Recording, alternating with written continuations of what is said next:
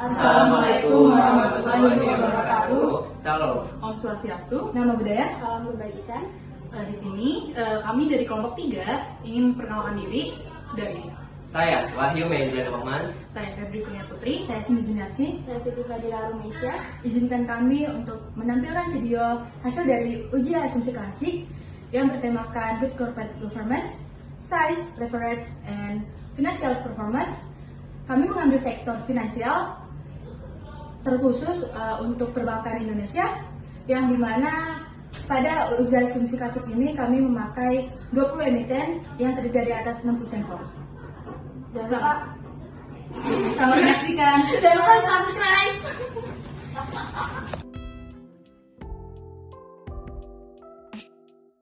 Langkah pertama yang harus kita lakukan adalah mencari X1, yaitu leverage.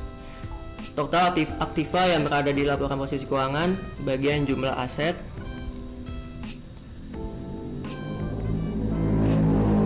selanjutnya mencari total utang yang berada di laporan posisi keuangan, bagian jumlah liabilitas.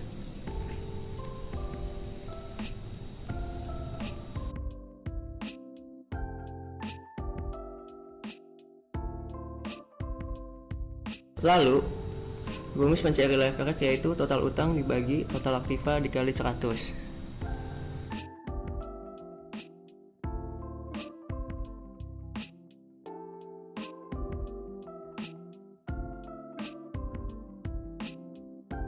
Langkah selanjutnya, mencari X2 commit audit, data diperoleh dari annual report. Lalu, cari profil komit audit pada laporan keuangan untuk mendapatkan jumlah komit audit. Setelah itu,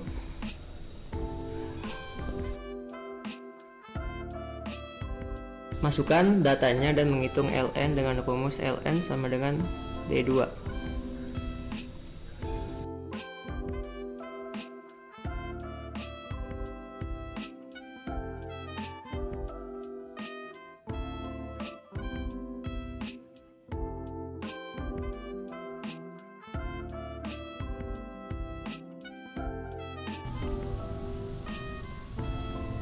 Selanjutnya, X3 size pada laporan keuangan pada jumlah aset. Rumusnya yaitu LN size.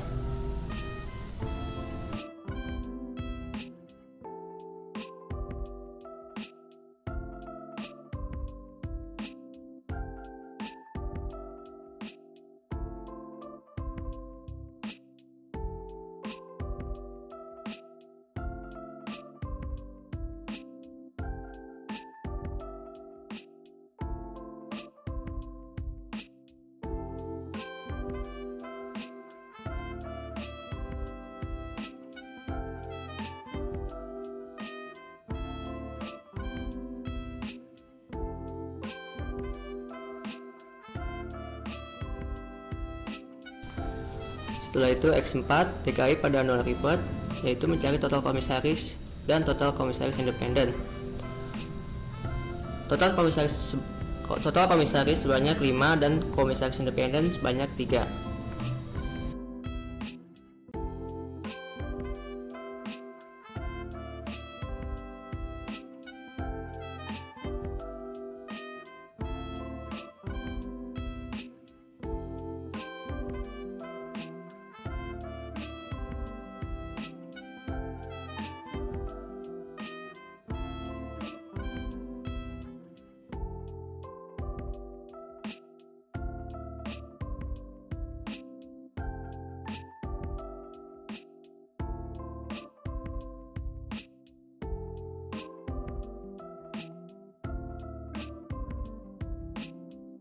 Selanjutnya, X5 kepemilikan konstitusional.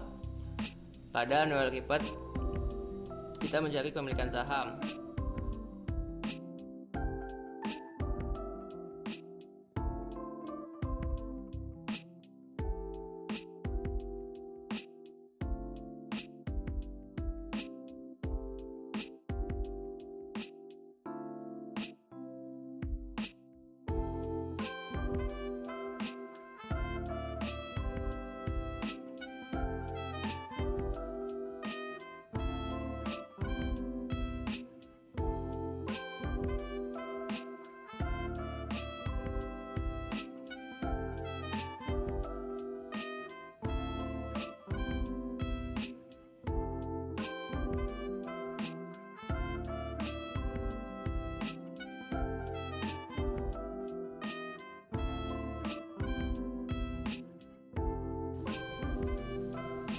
Kemudian X6 kita mencari jumlah anggota dewan direksi dengan rumus sama dengan ln tutup kurung jumlah direksi.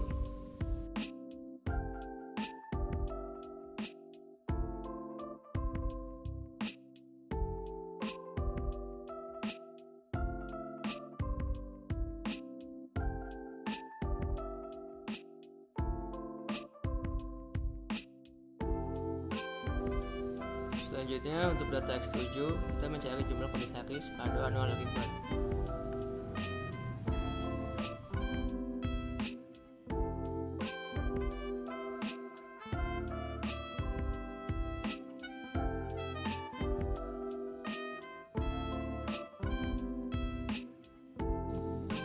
Selanjutnya untuk mencari Y atau return saham kita melalui indeks ringkasan saham. Oke.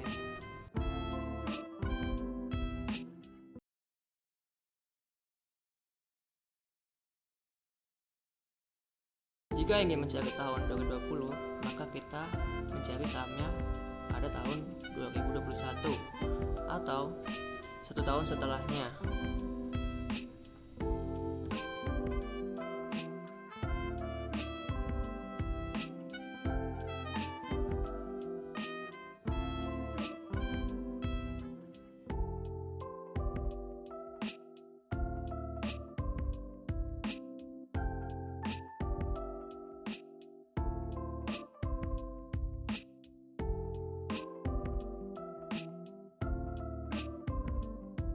Langkah terakhir, kita memasukkan data input yang tadi diambil dari seluruh variabel sebelumnya.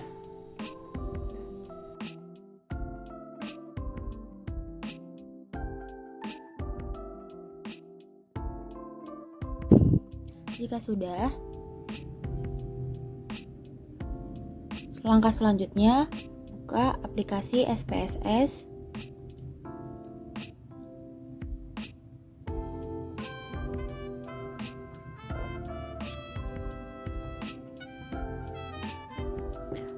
Lalu buka variable view.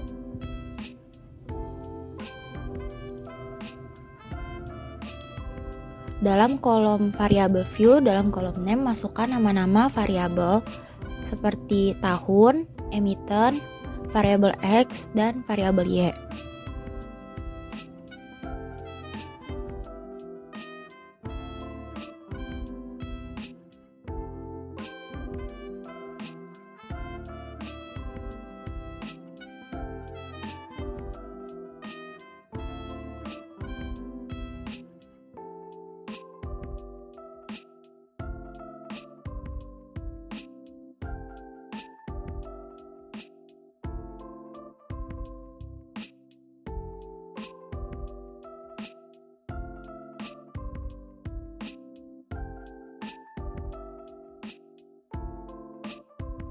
Lalu ubah desimal sesuai dengan data input yang sebelumnya ada di Excel.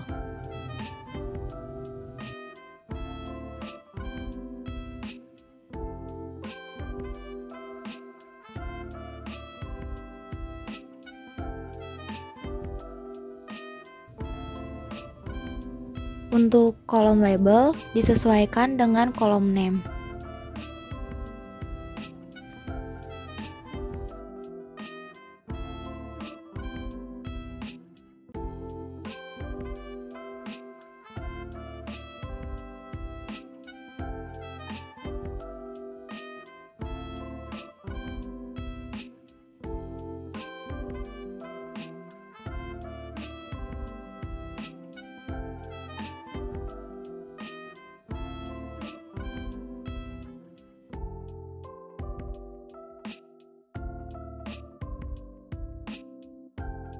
Selanjutnya, ubah measure ke dalam scale untuk semua variabel kecuali emiten.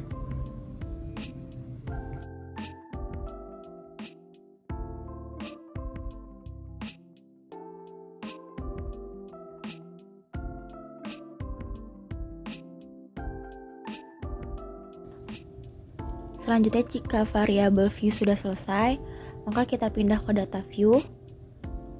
Dari data view ini kita masukkan data input yang sudah tadi kita buat sebelumnya, dari mulai tahun sampai dengan return saham. Lalu dipindahkan kepada data view.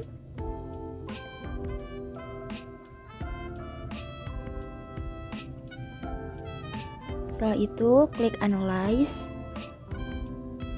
klik regression, klik linear. Lalu pada dependent pindahkan return saham.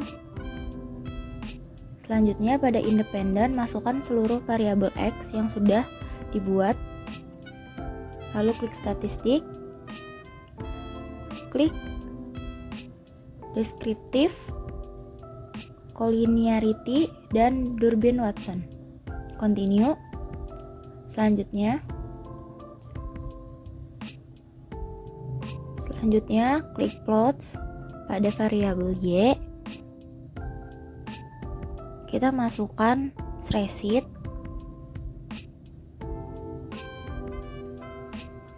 Lalu pada variabel X kita masukkan ZPRED. Lalu klik histogram dan normal, lalu continue. Selanjutnya klik save, masukkan residual, klik unstandarized, lalu continue.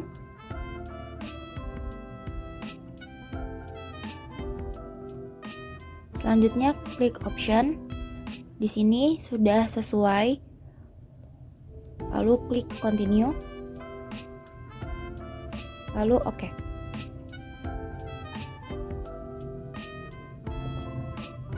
Lalu akan keluar data outputnya dari hasil yang sudah dilakukan sebelumnya.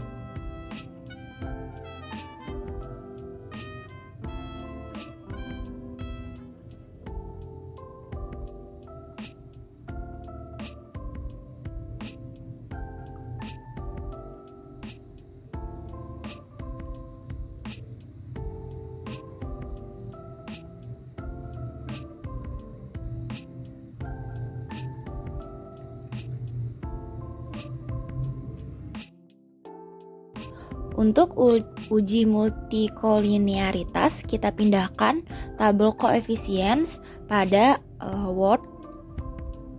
Selanjutnya,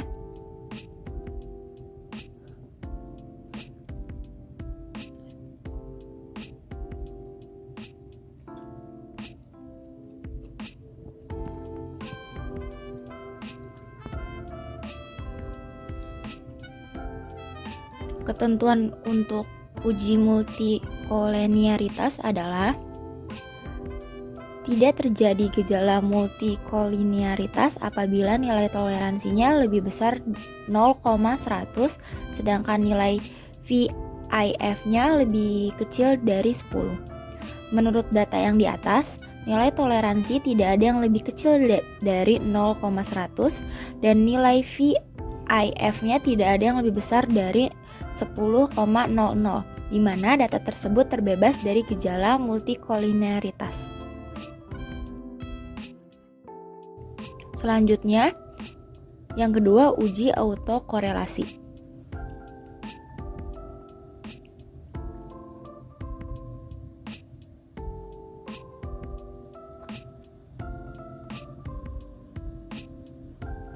Pada uji ini, kita ambil dari model summary yang ada di data SPSS, lalu dipindahkan ke dalam Word.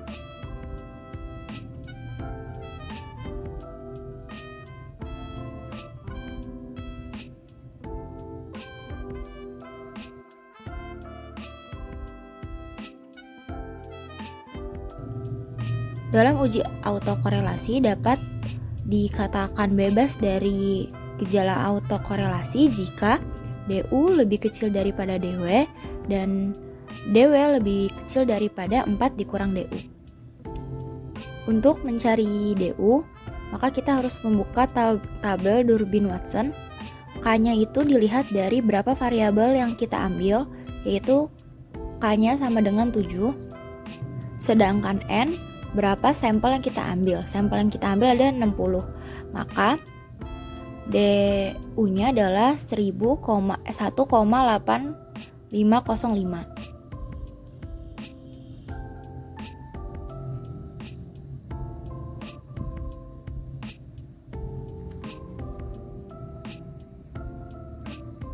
Sedangkan DW-nya yaitu diambil dari tabel Durbin-Watson-nya yang ada di atas, yaitu 2,223.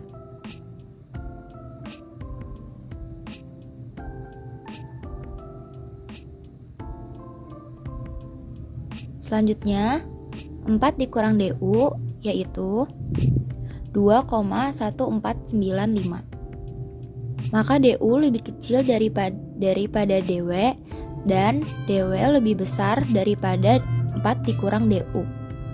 Maka terjadi autokorelasi.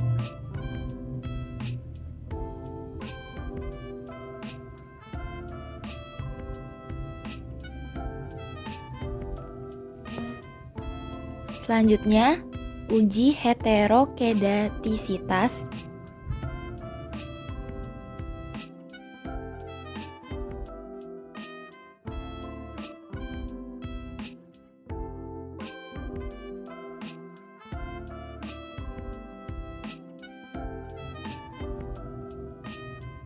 Kembali lagi ke data SPSS, klik transform, compute variable. Pada target variable kita ketik ABS,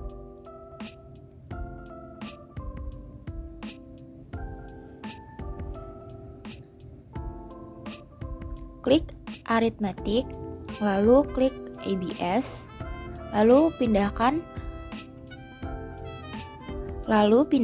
unstandardized pada kolom numeric expression, lalu klik OK. Selanjutnya klik analyze regression, lalu linear, kita reset sebelumnya, lalu pada kolom dependent kita masukkan ABS, lalu pada independent kita masukkan seluruh variabel X yang sudah diinput, lalu klik statistik,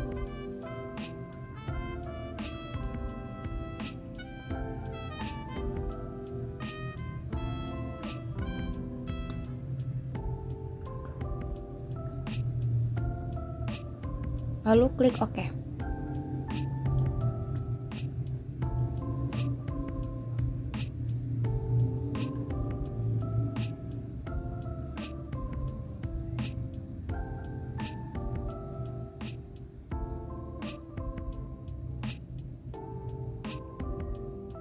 Lalu kita pindahkan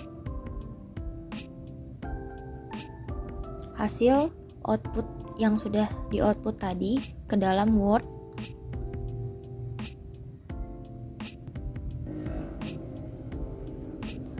Lalu ketentuannya nilai signifikan lebih besar 0,05, maka tidak terjadi gejala heteroskedastisitas. Sedangkan dalam tabel di atas nilai signifikan data lebih dari 0,05, maka data tersebut tidak terjadi gejala heterokedastisitas. Selanjutnya, yang keempat adalah uji normalitas. Untuk mencari data uji normalitas, kita kembali lagi ke SPSS, ke data view, selanjutnya klik analyze, selanjutnya klik non parametric, lalu klik legasi dialog. Setelah itu kita klik one sample, lalu kita pindahkan unstandardized ke dalam kolom test variable list, lalu kita klik normal pada test distribution, lalu klik OK. kita pindahkan data tersebut ke dalam Word.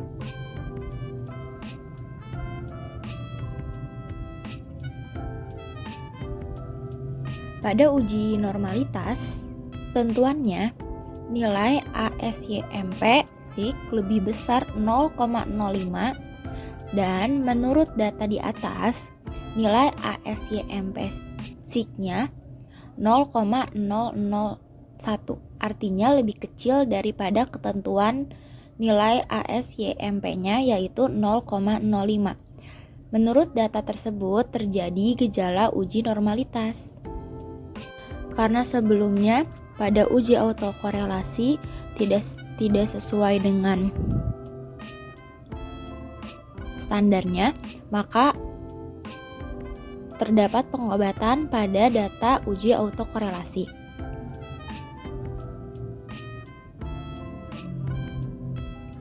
Untuk melakukan pengobatan, kita kembali ke SPSS, klik Transform, klik Compute Variable, lalu kita reset terlebih dahulu. Pada target variable, kita klik lag_y, lalu pada numeric expression, klik all, klik lag dalam kurung 1, lalu masukkan data unstandardized ke dalam numeric expression,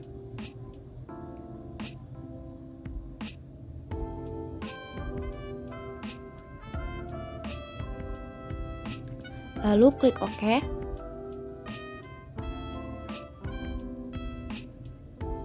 Selanjutnya, klik Analyze, klik Regression,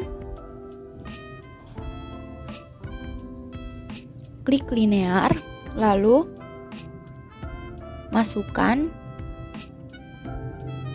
return saham pada kolom dependent, lalu masukkan seluruh variabel X ke dalam kolom independen beserta lag-nya.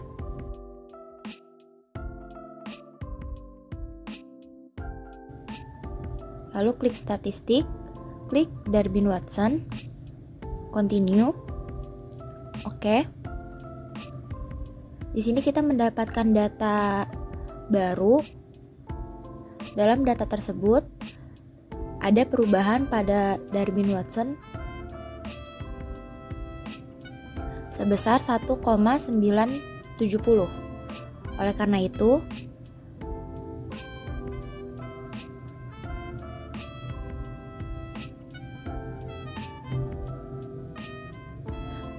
DU 1,8505 lebih kecil daripada DW, yaitu sebesar 1,970, dan DW lebih kecil daripada 4 dikurang DU, yaitu 2,1495. Maka dalam pengobatan autokorelasi sudah sesuai dengan standar yang sudah ditentukan.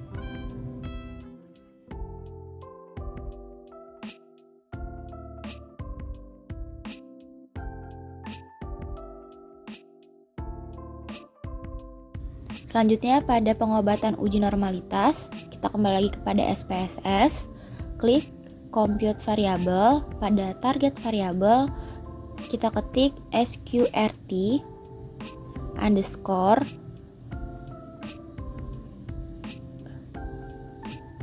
dk, lalu klik all, lalu kita klik sqrt, lalu pada kolom numeric expression kita masukkan variabel dk,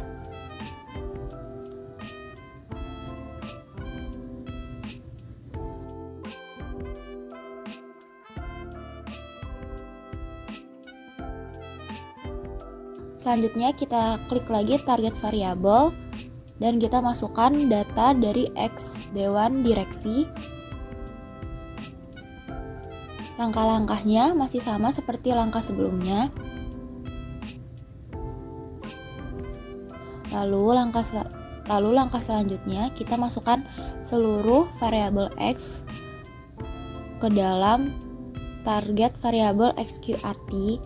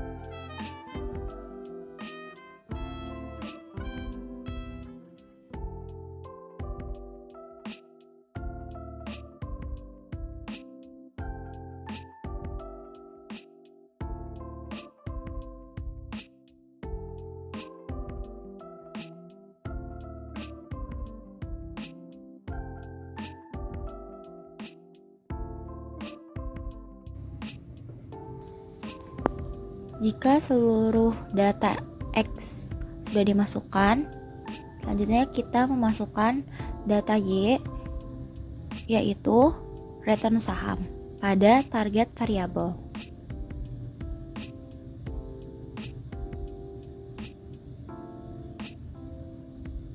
Klik OK. Jika seluruh data sudah diinput, maka kita klik Analyze, klik Regression, klik Linear, lalu kita masukkan data-data XQRT ke dalam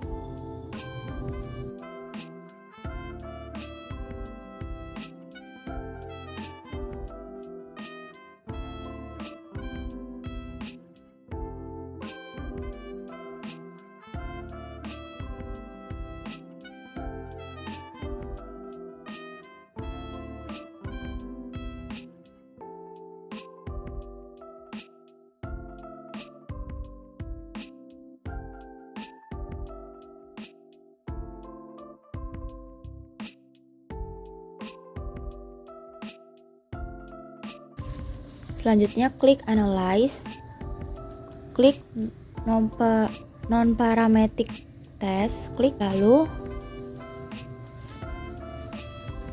pindahkan data under dice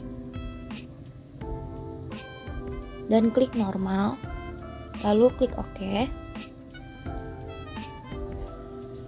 Dalam data output sudah ada uji normalitas yang sudah diobati, lalu kita pindahkan ke dalam board.